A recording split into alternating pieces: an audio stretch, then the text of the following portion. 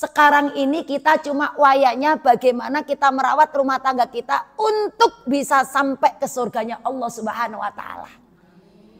Dan saya yakin kita semua bisa merawat rumah tangga karena memang kunci rumah tangga itu pokoknya ada di almar'atus solehah. Wanita yang solehah. Almar'atu imadul bilad. Wanita itu tiangnya negara. Itu kata Rasulullah. Wa idza saluhatil bilad wa idza fasadatil bilad. Almar'atu imadul bilad. Wanita itu adalah tiangnya negara. Maka apabila wanitanya baik, wanitanya bagus, negara itu akan bagus, berdiri tegak. Wa idza fasadat, wanitanya rusak, fasadatil bilad, negara itu akan rusak. Nah, negara yang terkecil adalah rumah tangga. Maka dari awal Rasulullah berpesan kepada para lelaki, ketika mau menikah, carilah wanita dengan berbagai macam kriteria. Cuma kriteria yang keempat, wanita yang paling bagus agamanya. Itulah yang bisa membawa rumah tangga kita sampai sekarang yang bisa dicontoh oleh anak-anak kita. Kan kata Rasulullah, kamu kalau menikah dengan seorang wanita, carilah wanita itu yang pertama 5 liha karena hartanya. Kalau nggak ada hartanya kamu nggak rugi, carilah wanita li jamaliha. Yang kedua karena kecantikannya.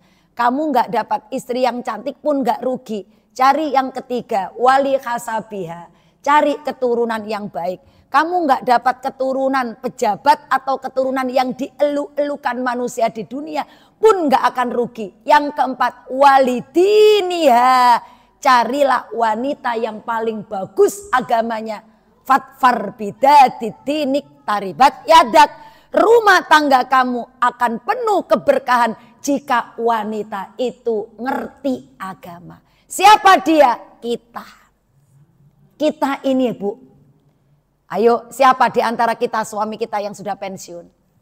Maka kita mulai diuji. Kalau kita nggak ngaji, kalau kita nggak punya iman, ngelihat suami sudah lontang-lantung, udah nggak menghasilkan duit, udah mulai sakit-sakitan, nggak ngasih duit, bawel, cerewet. Kita kalau nggak punya iman kita tinggalkan. Kenapa kita tetap jaga? Karena kita ngaji. Kita ngaji. Karena rumah tanggalah yang akan bisa mengantarkan kita ke surga. Ketika kita berjanji di depan para KUA 40 tahun yang lalu, 45 tahun yang lalu berjanji dalam melaksanakan ijab qabul akad nikah, Allah menyertakan semua para malaikat baris di dalam pernikahan itu. Kita sebut misaqon ghalidho, perjanjian yang berat.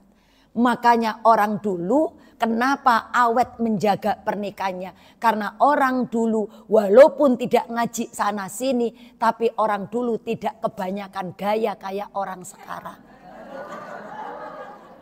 Sehingga orang dulu walaupun makannya susah enggak pernah dimasukin dalam kategori persoalan. Walaupun dia terlalu sakitin suaminya tidak akan masuk dalam kategori persoalan rumah tangga.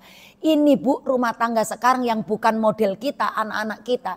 Itu sedikit ekonominya merosot, sudah kata cerai itu bisa dilontarkan. Ini.